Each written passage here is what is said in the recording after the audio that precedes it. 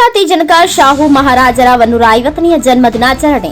ಮೀಸಲಾತಿ ಜನಕ ಶಾಹು ಮಹಾರಾಜರ 150ನೇ ಜಯಂತಿ ಕಾರ್ಯಕ್ರಮವನ್ನು ಭೀಮವಾದ ದಲಿತ ಸಂಘರ್ಷ ಸಮಿತಿ ವತಿಯಿಂದ ಆಯೋಜಿಸಲಾಗಿತ್ತು. ಹೊಸಕೋಟೆ ತಾಲೂಕು ಕಚೇರಿಯಲ್ಲಿ ಅಂಬೇಡ್ಕರ್ ಪ್ರತಿಮೆಗೆ ನಿವೃತ್ತ ಡಿವೈಎಸ್ಪಿ ಎಸ್ ಸಿದ್ದರಾಜು, ಭೀಮವಾದ ಡಿಎಸ್ಎಸ್ ರಾಜ್ಯ ಸಂಚಾಲಕರಾದ ಬಿಎನ್ ವೆಂಕಟೇಶ ಮಾಲಾರ್ಪಣೆ ಮಾಡುವ ಮೂಲಕ ಉದ್ಘಾಟನೆ ಮಾಡಿದರು. ನಂತರ ಮಾತನಾಡಿದ ನಿವೃತ್ತ ಡಿವೈಎಸ್ಪಿ ಎಸ್ ಸಿದ್ದರಾಜು ಅವರು, ಸಮಾನ ಮನಸ್ಕ ಹೋರಾಟಗಾರರು ವರ್ಷಕ್ಕೆ ಒಮ್ಮೆ ಆದರೂ ಒಂದೆಡೆ ಸೇರಿ ದಲಿತ ಅಭಿವೃದ್ಧಿ ಪರ ಚರ್ಚೆ ಮಾಡಬೇಕು. ನಾವು ಆರ್ಥಿಕವಾಗಿ, ಸಾಮಾಜಿಕವಾಗಿ, ಶೈಕ್ಷಣಿಕವಾಗಿ ಹಿಂದೆ ಉಳಿದಿದ್ದೇವೆ. ಮೊದಲು ಅದರ ಪರಿವನ್ನ ಪಡೆದುಕೊಳ್ಳಬೇಕು ಎಂದರು. ಭೀಮವಾದ ಡಿಎಸ್ಎಸ್ ರಾಜ್ಯ ಸಂಚಾಲಕರಾದ ಬಿಎನ್ ವೆಂಕಟೇಶ್ ಮಾತನಾಡಿ, ಮೀಸಲಾತಿಯ ಜನಕ ಛತ್ರಪತಿ ಶಾಹು ಮಹಾರಾಜರ 150ನೇ ಜಯಂತಿಯನ್ನ ಮಾಡುವ ಮುಖಾಂತರ ಅವರನ್ನ ನೆನಪಿಸಿಕೊಳ್ಳುವುದು ನಮ್ಮೆಲ್ಲರ ಆದ್ಯ ಕರ್ತವ್ಯವಾಗಿದೆ ಎಂದು ತಿಳಿಸಿದರು. ಈ ಸಂದರ್ಭದಲ್ಲಿ ಭೀಮವಾದ ಡಿಎಸ್ಎಸ್ ರಾಜ್ಯ ಸಂಘಟನಾ ಸಂಚಾಲಕರಾದ ಸಂಜೀವ್ ಕಾಂಬ್ಳೆ, ಯಮನಪ್ಪ ಗುಣದಾಳ್, ಕೆ ಕುಮಾರ್, ಸುಭಾಷ್ ಚಂದ್ರ ಬೋಸ್ ಹಾಜರಿದ್ದರು.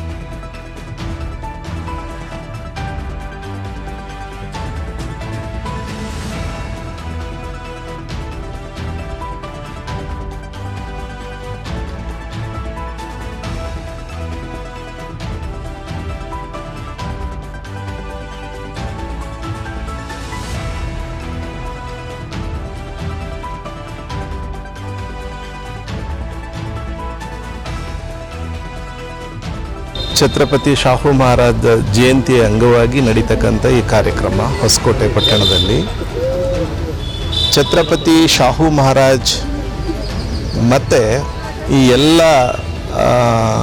ಸಾಧಕರು ಅರ್ಥಾತ್ ನಾರಾಯಣಗುರು, ಪೆರಿಯಾರವರು, ಛತ್ರಪತಿ ಶಾಹು ಮಹಾರಾಜ್ ಅವರು, ಸಾವಿತ್ರಿಬಾ ಫುಲೆ, ಜ್ಯೋತಿಬಾ ಫುಲೆ, ಈ ಎಲ್ಲರ ಹಿನ್ನೆಲೆಯಲ್ಲಿ ನಾವುಗಳು ಬದುಕ್ತಾ ಇದ್ದೇವೆ. ಈ ದೇಶದ ವಾರಸುದಾರರು ನಾವು, ಮೂಲ ನಿವಾಸಿಗಳು. ಹೇರಲ್ಪಟ್ಟ ಸಂಸ್ಕೃತಿಯ ವಿರುದ್ಧ ಇವರು ಏನು ಜಾಗೃತಿಯನ್ನು ಇತಿಹಾಸದಲ್ಲಿ ಮೂಡಿಸೋಗಿದ್ದಾರೋ ಅದು ಇತಿಹಾಸದಲ್ಲಿ ಉಳಿದಿಲ್ಲ. ಈಗ ನಮಗೆ ಸಂವಿಧಾನ ಮತ್ತು ಬಾಬಾ ಸಾಹೇಬ್ ಕಾರಣಗಳಿಗಾಗಿ, ವಿದ್ಯೆ ಸಿಕ್ಕಿದ ಕಾರಣಗಳಿಗಾಗಿ ನಾವು ಎಚ್ಚೆತ್ತ ಜನ ಆಗಿದ್ದೇವೆ. ಸಂಘಟಿತ ಬದುಕನ್ನು, ಈ ರಾಷ್ಟ್ರದ ಸಂಪತ್ತಿನಲ್ಲಿ ಸಮಪಾಲು ಬೇಕು ಅಂತಕ್ಕಂಥ ಇರಾದೆಯೊಂದಿಗೆ ಹೋರಾಟಕ್ಕೆ ಇಳಿದಿದ್ದೇವೆ. ಇದು ಯಾರ ವಿರುದ್ಧವೂ ಅಲ್ಲ. ನಾವು ಶತಶತಮಾನಗಳಿಂದ ಏನನ್ನು ಕಳ್ಕೊಂಡಿದ್ದೇವಲ್ಲ, ಅದು ಮುಂದಾದರೂ ನಮಗೆ ಸಿಗಬೇಕು ಅಂತಕ್ಕಂಥ ಆಶಯ ನಮ್ಮದು. ಅದಕ್ಕೆ ಹಲವು ಕಠಿಣ ಕ್ರಮಗಳನ್ನು, ಏರು ಇಳಿತಗಳನ್ನು ಹತ್ತಿ ನಡಿಬೇಕಾದಂಥ ಜವಾಬ್ದಾರಿ ನಮ್ಮೆಲ್ಲ ಈ ಶೋಷಿತ ಸಮುದಾಯಗಳ ಮೇಲೆ ಇದೆ. ಕೆಲವರ ದೃಷ್ಟಿಯಲ್ಲಿ, ವಿಶೇಷವಾಗಿ ಜಾತಿವಾದಿಗಳು ದೃಷ್ಟಿಯಲ್ಲಿ, ಅವ್ರ ಮಾಮೂಲಿ ಅಂಬೇಡ್ಕರ್ ಹೆಸರು ಹೇಳ್ಕೊಂಡು ಕೂಗಾಗ್ತಾರೆ ಅಂತ ಅನಿಸಿರಬಹುದು. ಅದು ಕೇವಲ ಕೂಗಲ್ಲ, ಅದು ಸಿಂಹ ಗರ್ಜನೆ ಅಂತ ಈ ಮುಖೇನ ಹೇಳಲಿಕ್ಕೆ ಬಯಸ್ತೇನೆ. ಯಾಕೆ ಅಂತ ಹೇಳಿದ್ರೆ, ಭಾಳಷ್ಟು ನಿರ್ಲಕ್ಷಿತ ಸಮುದಾಯವನ್ನು ನಿರ್ಲಕ್ಷಿತ ವ್ಯವಸ್ಥೆಯಲ್ಲೇ ಮಾತಾಡುವಂಥ ಮೇಲ್ಜಾತಿ ವರ್ಗಗಳನ್ನು ಸ್ವಾತಂತ್ರ್ಯ ಸಂದ 77 ವರ್ಷಗಳಲ್ಲಿ ನಾವು ನೋಡ್ತಾ ಇದ್ದೇವೆ. ನಾವು ಇನ್ನೂ ಅಸಲು ಕೇಳಿಲ್ಲ, ಬಡ್ಡಿನೂ ಕೇಳ್ತಾ ಇಲ್ಲ, ಬೇಕು ಅನ್ನೋ ಅದಕ್ಕೆ ಪೀಠಿಕೆ ಬರೀತಾ ಇದ್ದೇವೆ. ಈಗ ಅದು ಯಾವ ರೂಪದಲ್ಲಿ ಆಗಿರಲಿ, ಇದು ಬಣಗಳ ಹೋರಾಟ ಅಲ್ಲ. ಇದು ಬೌದ್ಧತ್ವಕ್ಕಾಗಿ, ಸಂವಿಧಾನದ ಉಳಿವಿಗಾಗಿ ಸಂಘಟಿತವಾದಂಥ ಎಲ್ಲ ಶೋಷಿತರು, ಹಿಂದುಳಿದ ವರ್ಗ, ಜಾತಿಗಳು, ಪರಿಶಿಷ್ಟ ಜಾತಿ ಮತ್ತು ವರ್ಗ, ಮತೀಯ ಅಲ್ಪಸಂಖ್ಯಾತರು, ಈ ದೇಶದ 95% ಇರತಕ್ಕಂಥ ಜನತೆಯನ್ನು ಪ್ರತಿನಿಧಿಸಿ ಇಂಥ ಹೋರಾಟಗಳನ್ನು ಸರ್ವ ಋತುವಿನಲ್ಲಿ ಕೂಡ ನಾವು ಹಮ್ಮಿಕೊಳ್ತೇವೆ. ಅಭಿಯಾನಗಳನ್ನು ಮಾಡ್ತೇವೆ, ವಿಚಾರ ಸಂಕಿರಣಗಳನ್ನು ಮಾಡ್ತೇವೆ. ಇದು ಇಲ್ಲಿಯವರೆಗೆ ಸಮುದಾಯವನ್ನು ಚಾತುರ್ವರ್ಣ ವ್ಯವಸ್ಥೆಯಲ್ಲಿ ಮೋಸ ಮಾಡಿದಂಥ ವರ್ಗಗಳಿವಲ್ಲ, ತಮ್ಮ ಅಧಿಕಾರ ದಾಹದಿಂದ ನಮ್ಮನ್ನು ತುಳಿದು ನಮ್ಮ ನೆತ್ತರಿನಲ್ಲಿ ಅವ್ರ ಬದುಕನ್ನು ಕಟ್ಕೊಂಡಿದ್ದಾರಲ್ಲ, ಅವ್ರು ಇವತ್ತಾದರೂ ಬದಲಾಗಲಿ ಅಂತ ವಿನಂತಿ ಏನಿಲ್ಲ, ಆಗ್ರಹ ನಮ್ಮದು ಅಂತ ಹೇಳೋದು ಈ ಸಭೆಯ, ಈ ಜಾಥಾದ, ಈ ಬಾಬಾ ಸಾಹೇಬ್ ಪೋರ್ಟ್ರೇಟಿನ ತಳದಲ್ಲಿ ನಿಂತು ಪ್ರತಿಜ್ಞೆ ಮಾಡ್ತಕ್ಕಂಥ ಪ್ರತಿಯೊಬ್ಬರ ಶೋಷಿತರ ಪ್ರತಿಜ್ಞೆ ಕೂಡ ಇದು.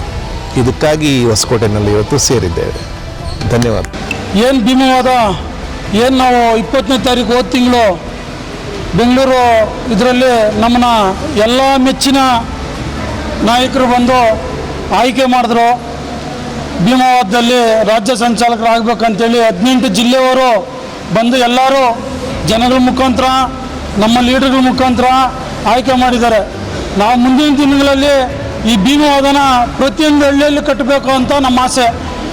ಹಳ್ಳಿಯಲ್ಲಿ ಕಟ್ತಾ ಏನು ಬಡವ್ರಿಗೆ ಮನೆಗಳಿಲ್ಲ, ಕೆಲವ್ರಿಗೆ ಹಕ್ಕುಪತ್ರಗಳಿಲ್ಲ, ಜಮೀನುಗಳ ಖಾತೆಗಳಿಲ್ಲ. ಮುಂದಿನ ಹೋರಾಟ CM ಮನೆ ಮುಂದೆ ನಾವು ಭೀಮವಾದ ಹೋರಾಟ ಮಾಡಬೇಕಂತ ಒಂದು ಮನವಿ ಕೇಳ್ಕೊಂತ ಇದ್ದೀರಿ. ನೆಕ್ಸ್ಟು ಏನು ನಾವು ಒಂದು ಮನವಿ ಕೊಡ್ತೀರಿ CMಗೆ, ಅದು ಕೋರಿಕೆಗಳು ನೆರವೇರಿಸ್ಕೊಡ್ಲಿಲ್ಲ ಅಂದರೆ ಮುಂದಿನ ದಿನದಲ್ಲಿ ಬೆಂಗಳೂರಲ್ಲಿ ಒಂದು 10,000 ಜನ ಸೇರಿ ವಿಧಾನಸೌಧ ಮುತ್ತಿಗೆ ಆಗ್ಬೇಕಂತೇಳಿ ನಾವು ತೀರ್ಮಾನ ಮಾಡ್ಕೊಂತೀರಿ. ಯಾಕಂದರೆ ಪ್ರತಿಯೊಂದು ಜನಗಳಿಗಿನ್ನ ಊಟ ಇಲ್ಲ, ಬಟ್ಟೆ ಇಲ್ಲ, ಜಮೀನುಗಳಿಲ್ಲ.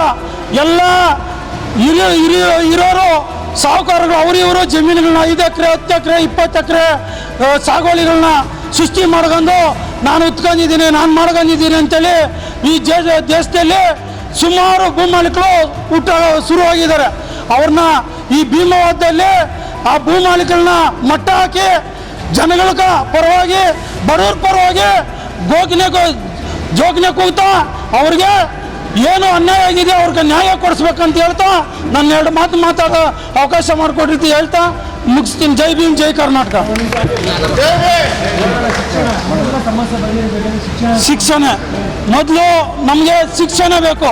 ಶಿಕ್ಷಣ ಅಂದರೆ ಪ್ರತಿಯೊಂದು ಹಳ್ಳಿಗೆ ಹೋಗಿ ಬಡವ್ರ ಮಕ್ಕಳಿಗೆ ಶಿಕ್ಷಣ, ಅವ್ರಿಗೆ ಬುಕ್ಸ್ ಆಗಿರ್ಬೋದು, ಬಟ್ಟೆ ಆಗಿರ್ಬೋದು, ಶೂಸ್ ಆಗಿರ್ಬೋದು. ನಮ್ಮ ಸಂಘಟನೆ ಪರವಾಗಿ ಇಲ್ಲಿಂದ ಆಸೆ ನಾವೊಂದು ಸ್ಟೇಟ್ ಕಮಿಟಿ ಮೀಟಿಂಗು ನೆಕ್ಸ್ಟ್ 10ನೇ ತಾರೀಕು ಬೆಂಗಳೂರಲ್ಲಿ ಕರಿತೀರಿ. ಆ ಸ್ಟೇಟ್ ಕಮಿಟಿ ಮೀಟಿಂಗ್ ಆದಮೇಲೆ ಪ್ರತಿಯೊಂದು ಹಳ್ಳಿನೂ ಒಂದು ಜಿಲ್ಲೆ ಬಿಡ್ದಿರ ಯಾರು ಬಡವರು ಇರ್ತಾರೋ ಆ ಜಿಲ್ಲೆಯಲ್ಲಿ 10 ಜನ ಇರ್ಬೋದು, 100 ಜನ ಇರ್ಬೋದು, ಆ ಮಕ್ಕಳಿಗೆ ಶಿಕ್ಷಣ ಜಾರಿ ನಮ್ಮ ಸಂಘಟನೆಯಿಂದ ಮಾಡ್ಬೇಕಂತ ನಾವು ತೀರ್ಮಾನ ಹಾಕೊಂಡಿದ್ದೀರಿ.